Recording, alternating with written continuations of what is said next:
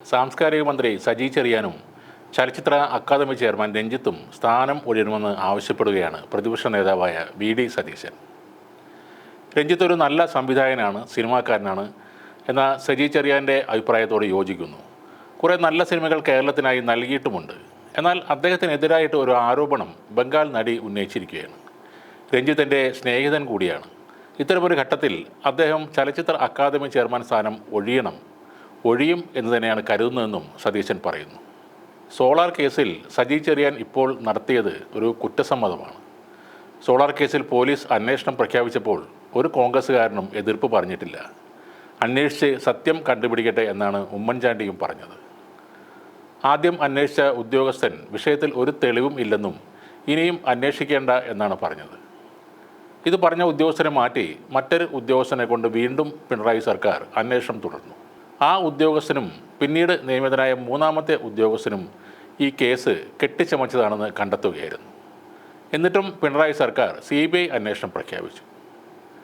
സജി ചെറിയാൻ പറഞ്ഞ പോലെ കോടതി അല്ല ഉമ്മൻചാണ്ടിയെ വെറുതെ വിട്ടത്. അന്വേഷണം നടത്തിയ CBI കോടതിയിൽ പറഞ്ഞു, ഒരു തെളിവുമില്ല, കെട്ടിച്ചമച്ച കേസാണ് ഇതെന്ന്. ആ റിപ്പോർട്ട് കോടതി അംഗീകരിക്കുകയാണ് ചെയ്തത്. അപ്പോൾ അന്ന് ഉമ്മൻചാണ്ടിയെ പിണറായി സർക്കാർ വേട്ടയാടുകയായിരുന്നെന്ന് ഇന്ന് സജി ചെറിയാൻ്റെ കുറ്റസമ്മതത്തോടെ വ്യക്തമായെന്നും സതീശൻ പറയുന്നു. ഹേമ കമ്മിറ്റി റിപ്പോർട്ട് ഇത്രയും കാലം പൂഴ്ത്തിവെക്കുകയും കൃത്രിമം കാട്ടി കൂടുതൽ പേജുകൾ പുറത്തുവിടുന്നത് തടയാൻ ശ്രമിക്കുകയും ചെയ്ത ആളാണ് ഈ സജി ചെറിയാൻ. വേട്ടക്കാരെ ന്യായീകരിക്കുകയും ഇരകളെ തള്ളിപ്പറയുകയും ചെയ്ത ആളാണ് മന്ത്രി സജി ചെറിയാൻ.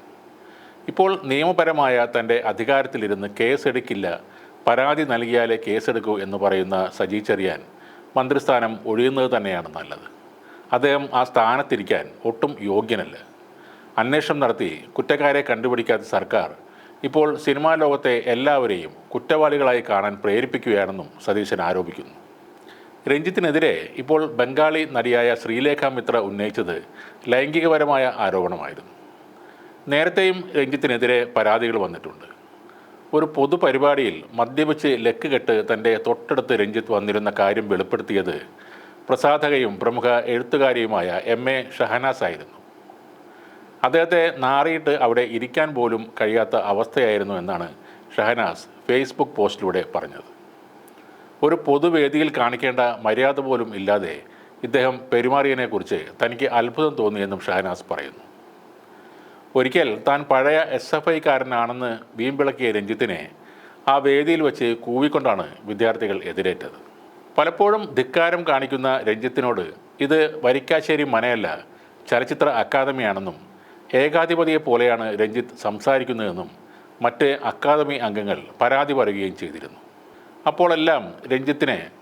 അപ്പോൾ മാത്രമല്ല എല്ലാ അവസരത്തിലും പരാതി ഉയർന്നിരുന്ന എല്ലാ അവസരത്തിലും രഞ്ജിത്തിനെ സംരക്ഷിച്ച് നിർത്തിയിരുന്നത് ഇടതുപക്ഷ അനുഭാവി എന്നൊരു ലേബൽ മാത്രമായിരുന്നു.